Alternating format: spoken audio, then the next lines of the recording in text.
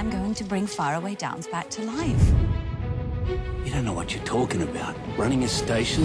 Mr. Drover, I am as capable as anyone. You can't be serious. Baz Luhrmann's epic new film Australia stars Nicole Kidman and Hugh Jackman, two of the biggest names in showbiz.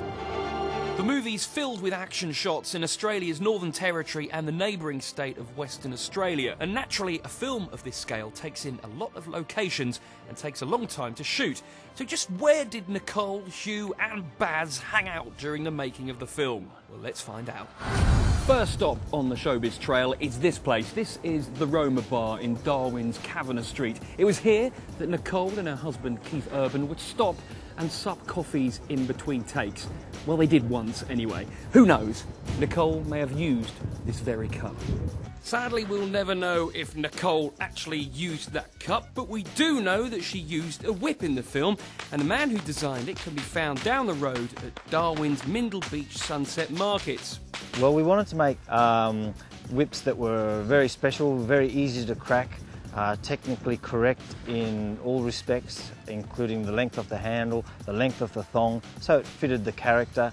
For example, we wanted a really easy whip to crack for Nicole because that's, you know, what you want to do, make something really good for the lady. Hugh Jackman is 6'5", so we wanted to make a slightly longer handle and a nice 7-foot whip for him. And yeah, that was how it all went. Film sets come in all different shapes and sizes. Imagine this, covered with hundreds of cattle being driven by actors on horseback in period costume. But fortunately, you don't have to be a film star to visit this set. Yes, anyone can enjoy the experience that Nicole had just after she'd finished filming when she took a helicopter ride over the spectacular Kakadu National Park in the Northern Territory. This is so cool. The girls, seriously, tie your hair back. And it's this spectacular landscape that caught Baz's imagination. And if you head into Western Australia, you'll start to see some familiar locations. Behind me here are the Coburn Ranges, and it's on this very spot that Baz Luhrmann was awestruck and inspired to make much of the movie right here. And that's why they call this place Luhrmann's Lookout. It's located at the Home Valley Station just outside of Kununurra, and down the road from there is the El Questro Wilderness Park, which also saw plenty of film action. I know the film's going to be absolutely magnificent because I saw the action scenes. The cattle come from here, from El Questro. The drought scenes were all done here on El Questro, and they were the scenes that probably interested me the most anyway, were those scenes with the cattle and how it was all put together. And it was amazing. It's going to be an amazing movie. Everywhere you look around here, you're confronted with places that were featured in the movie. For example, behind me here is where Nicole Kidman in the film crosses the river in her vintage car. The locals have even taken to calling it Kidman Crossing. And there she is now. We are in the presence of yet another film star. This place here, this is Stokes Hill Wharf. You'll see it right at the end of the film where the Japanese bombers come over and bomb Darwin.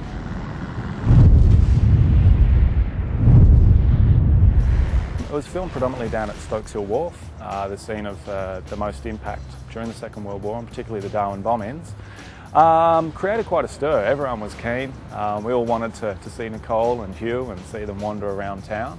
For all of us, it was great. It was the best thing that happened to Darwin for many years, the actual filming of the movie. You know, everyone got a little bit out of it, and all the locals got to see what goes on out there in Hollywood.